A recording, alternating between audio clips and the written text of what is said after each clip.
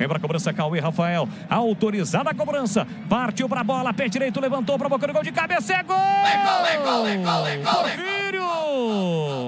E antes, o desvio do Nogueira. Gol!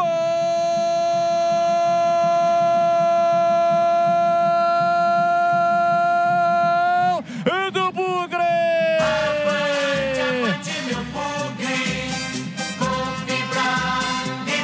Nogueira, meia dúzia, estampado na camisa.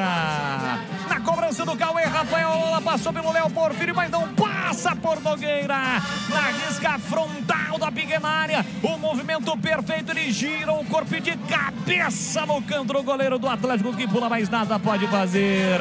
O Bugrão abre o placar em Franca. Nogueira de cabeça, coraçãozinho pra galera bugrina. Avante, avante, avante, avante, Bugrão. Verde e branco são as cores da paixão. Verde e branco, as cores do Bugrão. Olha lá o povão festejando, olha a galera vibrando, porque balançou a rede, é gol, e é gol do Guarani.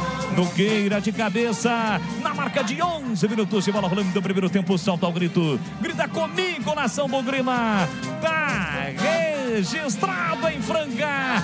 Nogueira, Guarani 1, Atlético Mineiro 0. Pedro Cobra, você tentou, evitou, mas essa não deu. Não chora não, goleirão, a bola dorme no fundo da sua rede.